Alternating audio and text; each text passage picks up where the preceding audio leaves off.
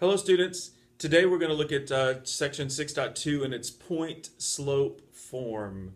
Now you'll remember from last week and before the test and everything, we did a slope intercept form, but I want to do a quick review for you and then I'm going to introduce you to the new point slope form.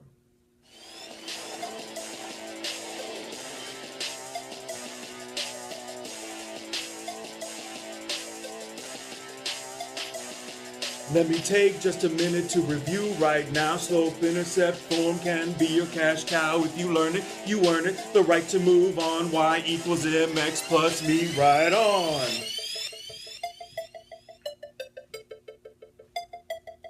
Now I have a new one to throw at you today. Point slope form is the name you need to obey the rules when you're given a point and a slope. Learn this one right now, don't be a big dope. Y minus 1 equals m times the quantity of x minus x1. Y minus y1 equals m times the quantity of x minus x1. Y minus y1 equals m times the quantity of x minus x1. Y minus y1 equals m times the quantity of x minus x1. Learn it. Holy cow, what was that? Good gravy. Where did he come from? You just witnessed this year's premiere of JC Squared. Dude, you're lucky. And dudettes, you're lucky too. But let's move on. 6.2, point slope form. Hope you got it. Y minus y1 equals m times the quantity of x minus x1. Now let's figure out what that is.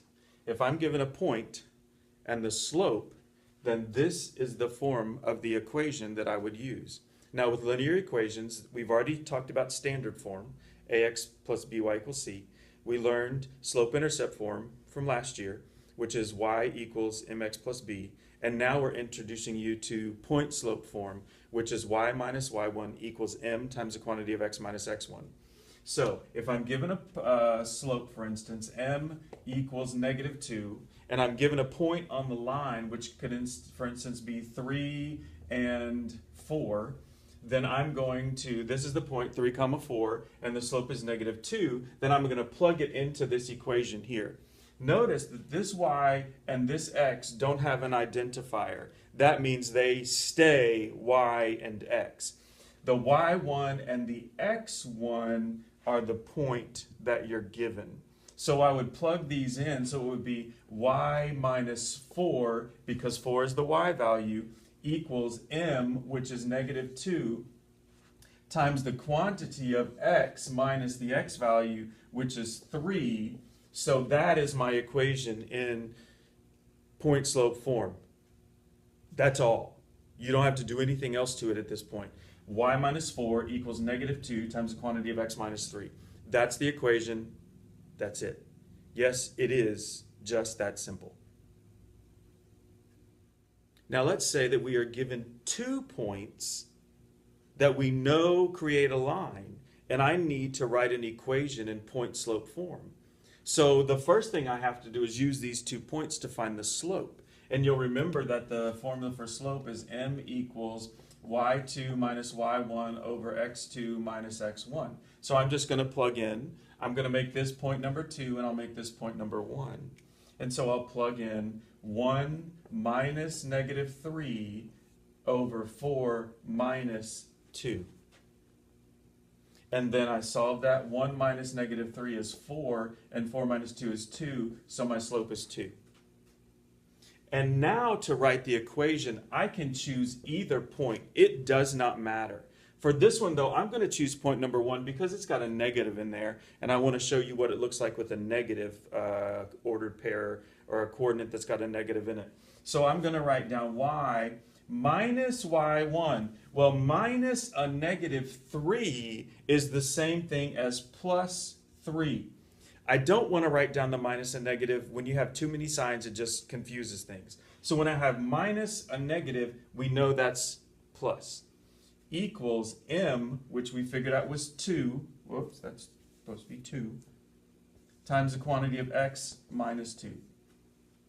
That is the equation of the line that passes through both of these points. And this equation is in point-slope form. Now I'm going to use the other one, and I'm going to write another equation, because they're both equations of the same line. Y minus 1 equals 2 times the quantity of x minus 4. Those are two equations of the exact same line that pass through these 2 points. So let's look at kind of a real-life situation where we could use point-slope form to solve a problem. We have an animal shelter who has volunteers at the animal shelter, and I'd like you to draw this table as I'm talking about it. So they have a number of volunteers. They have Joan, Miguel, and Lily.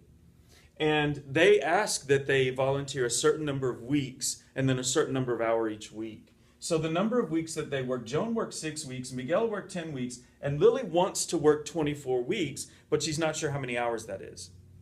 Well, Joan in her 6 weeks worked 15 hours, and Miguel in his 10 weeks worked 23 hours. So let's see if we can use point-slope form to find perhaps how many hours Lily worked, okay? There's several steps to this, so stick with me. The first thing that we need to do is figure out what our points are. Well, we have two different things, weeks worked and hours worked. So if we were drawing a graph, we could possibly map out the number of weeks, which would be our x value, and the number of hours, which would be our y value. So there we have 2 points, 6, 15 and 10, 23. So let's write an equation in point-slope form that includes these 2 points. So the first thing we have to do is find the slope. So we're going to say that m equals y2 minus y1, which would be 23 minus 15, over x2 minus x1, which is 10 minus 6. Excuse me. So I'm going to slow down here just a little bit, just in case you haven't had time to get everything written down that you need to. So again, I found my 2 points, the x and the y, based on what we might graph it. And then here's my 2 points, and I plug those in to find slope. 23 minus 15 is 8, and 10 minus 6 is 4, so my slope is 2. Dang, slope is not always 2. It just happened to be 2 in all the problems we did today. Anyway, so there's m. So now I can use any of the equations that I want to write point-slope form.